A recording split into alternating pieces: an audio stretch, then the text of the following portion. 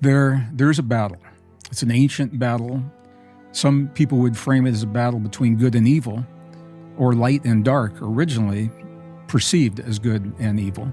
Ultimately, light and dark are simply energies until we give them the significance that we give to them. But there isn't an ancient battle playing out. It's not an obsolete battle. It's playing out before our very eyes today. And it sets the context for every event that is unfolding in our world. And so this is a perfect place to begin. We all know there's a battle for our thoughts. That's obvious. If you watch any network news, we've got commentators trying to tell us what to think and how to perceive the events in our lives. Most people know that. There's a battle for our beliefs. It's been playing out for a while in mainstream classrooms, mainstream textbooks. For example, how did the universe begin? Is it a conscious and intelligent beginning, or is it an inert, dead, random process that we're living in? How did we begin? And we'll talk about this. Are we the product of random mutations and lucky biology, as we're led to believe? Is there something else going on there? Those things are important, but they're all part of an even deeper battle.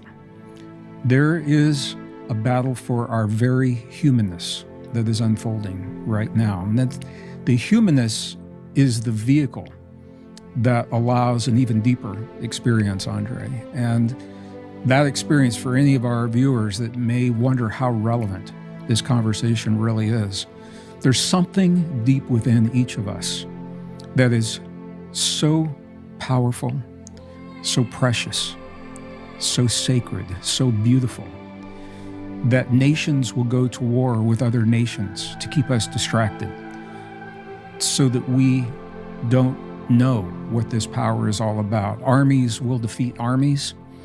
Pandemics will be unleashed. We will see the collapse of societies. We will see the collapse of financial systems, all in an effort to keep us distracted from the sacredness of this power within us. So I'm going to use a word and then we'll define it. It is the power of human divinity that is only possible through the biological body. And this is one of the reasons there's such a move to replace our biology with synthetics and artificial intelligence. So the word is divinity. It is divine, our divine nature. Now, when I use that word in public audiences, many people assume it has something to do with religion, and I can see why, because there are schools for divinity where religion is taught. But if you look at the definition of divinity, it's a deceptively simple definition, and it simply says that divinity is the power within us to transcend perceived limitations. And that's it.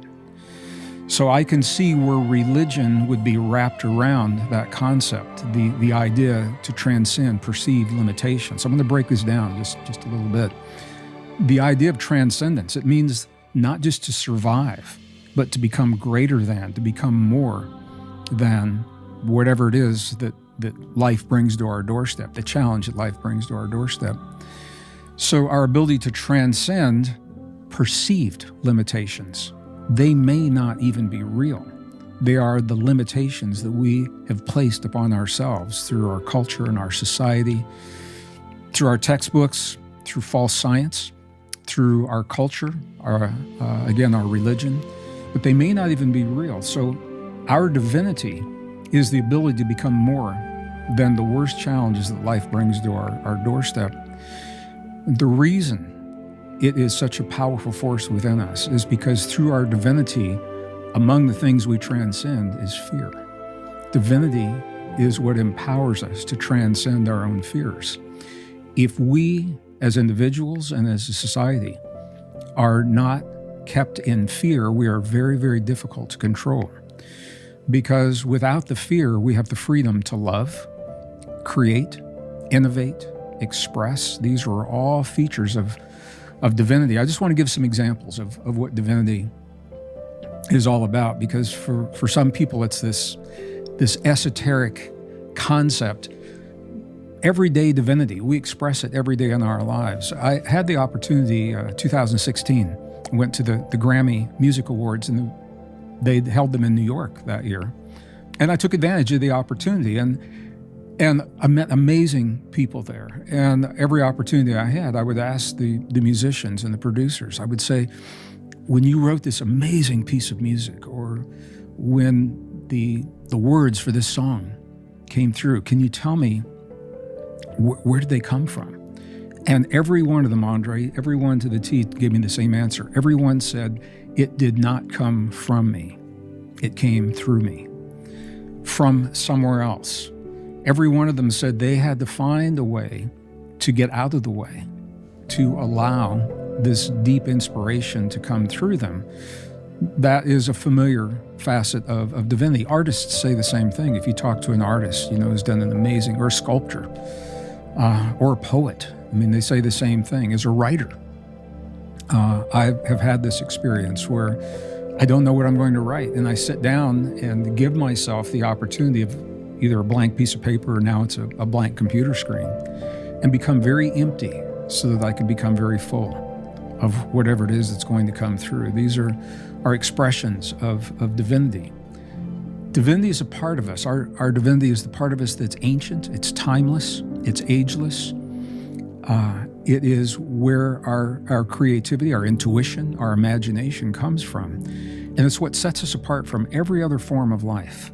And as we get in deeper into the biology of how it works, we can only access our divinity through our bodies, through the DNA antenna of our bodies and the cellular structure of our bodies. There is a movement to replace our bodies, the transhuman movement, to replace our bodies with synthetics, with chemicals in the blood, sensors under the skin, computer chips in the brain, artificial intelligence. And by virtue of doing so, it steals from us our ability to access this part of us, our divinity.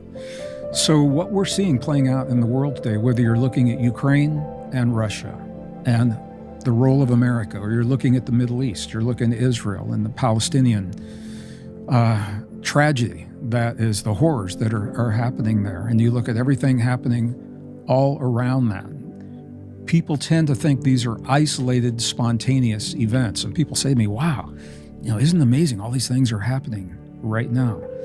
They're happening now because the battle for our divinity has intensified to such a degree that these are the events that it takes to keep us from that inner focus. Now, I'm not saying that everyone, every politician, every leader of every nation certainly is aware of what I'm saying. Many of them are pawns in this ancient battle of good and evil, of light and dark. They don't even know that they're pawns because they're so wrapped up in the bubble of the level that they are playing this very dark game within. But when you begin to step back and you look at the big picture, the evidence supports the story, and it's very clear that this battle is playing out. And the interesting thing to me, when you use the term battle, it's probably no longer even a good word, because in battle, it implies conflict. I believe that we now are at a point in our lives and our consciousness where we have the ability and the awareness to transcend. This is our divinity.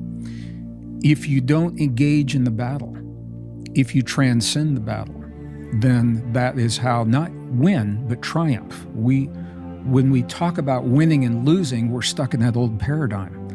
We don't want to win or lose. We want to triumph, to become more than. And the way that we do this is so interesting to me, is by living the best version of our lives, living the best version of ourselves, fully expressing, perhaps for the first time in human history, what it actually means to be human. And Andre, what the science is telling us is we don't even know what it means to be fully human because we've never expressed the depth and the breadth of our complete humanness. So as we move through this time in history, there are some that allow themselves to become engaged in the distractions and the diversions, and others who are recognizing it's not that we discount what's happening, and not that we say it's not important, it's all important. But there is a science, there is a skill, and there is an art to rising above living, becoming the best version of ourselves, and in that way, doing just what the definition of divinity says, transcend our perceived limitations. So I'd like to say this to set the context. Everything we're seeing in our lives today, even the things that so many of my friends, the social justice things that are important and they're really wrapped up in. For example, in the United States, the pronoun conversation. What pronouns are we using? The transgender conversation, abortion conversation, gay rights conversation. And all these are important, but if you look closely at what's happening, the races, black against white, Christian against Muslim, Jew against Muslim, the rich against the poor. These are all really important conversations that go right to the gut, man. They cut right to the core of our most primal instincts. And if we don't know how we are being engaged, then we will respond on that primal level. They're important conversations. They have been skillfully weaponized to divide us and keep us separate from one another, to break the social bonds that have always kept families and communities and societies and nations together. There's an intentional effort to break those bonds, and sadly, it appears to be working well to some degree because we're allowing it. We're allowing ourselves to be played, to be pawns in this ancient game. So the conversations are important, and I don't want to diminish the significance of those conversations. It's also important to recognize that the topics have been weaponized, and rather than having conversations in kindness to become closer as brothers and sisters in the global family, the differences that we used to celebrate as our strength have now become the differences that are being used, being weaponized to divide us and keep us in our fear. And it is divinity that allows us to transcend that fear. So when you think about this, all of a sudden it becomes really clear why a dark power would want to keep us in that fear, because we become powerless victims in that fear. And as victims, we need a savior. And technology is now being touted as our savior. We're being told that we are flawed as humans by virtue of our existence. Emotion is one of our flaws. The inability to make clear, logical decisions without having emotion. Empathy is considered to be a flaw by transhumanists. Sickness, illness, death is considered to be a flaw by transhumanists. And we are programming our young people to believe that they are broken and flawed from the time of birth, and that they are victims of something beyond their control. And if you're a victim, you need a savior. And the savior, we're being told, is technology, computer chips in the brain, artificial intelligence, sensors under the skin, AI that knows us better than we know ourselves.